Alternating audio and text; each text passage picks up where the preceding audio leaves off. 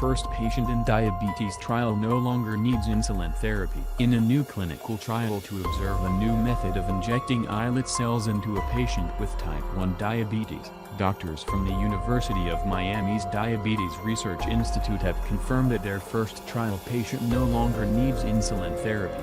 Wendy Peacock, their first patient, has been giving herself insulin injections and following a strict daily schedule to take care of her diabetes since she was diagnosed with type 1 diabetes at 17. Now 43, Peacock has undergone the surgery in this new trial and no longer needs injections because her body is producing insulin naturally. Since the minimally invasive procedure in August 2015, she also no longer has the dietary restrictions that coincide with having type 1 diabetes. Type 1 diabetes is caused by the body's own immune system, which is supposed to attack harmful bacteria and viruses, and instead attacks insulin-producing cells, or islet cells, that work in the pancreas.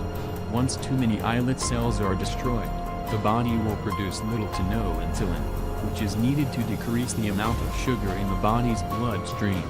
The insulin allows the sugar to enter into cells rather than stay in the bloodstream, but if all of the sugar remains in the bloodstream, it can cause life-threatening complications.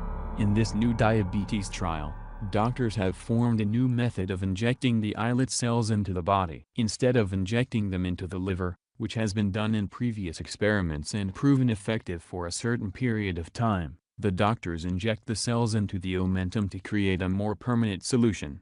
The omentum is a tissue that wraps around the abdominal organs, and the cells are delivered into this tissue with a biodegradable scaffolding. The scaffold is produced by mixing the patient's own blood with thrombin, which is a chemical used in surgeries to control bleeding. Thrombin and the blood form a gel-like substance that sticks to the omentum and keeps the islet cells, normally at risk for being rejected or dying, in place.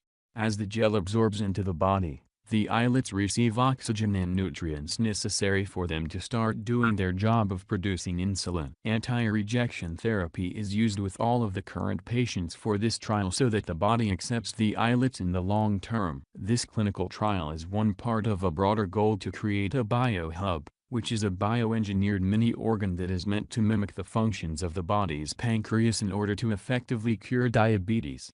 While this is still not a cure, this is a huge step in the right direction for those living with type 1 diabetes. Drive. Camilla Ricordi, the director of the DRI and a professor of biomedical engineering, microbiology, and immunology at the University of Miami, said of Peacock, "She is like a non-diabetic person, but she requires anti-rejection drugs. When you can do it without anti-suppression, then it's a cure." As for Peacock, she is still processing what life without diabetes is like. She said, "As any type 1 knows, you live on a very structured schedule. I do a mental checklist every day in my head, glucose tabs, food, glucometer, etc.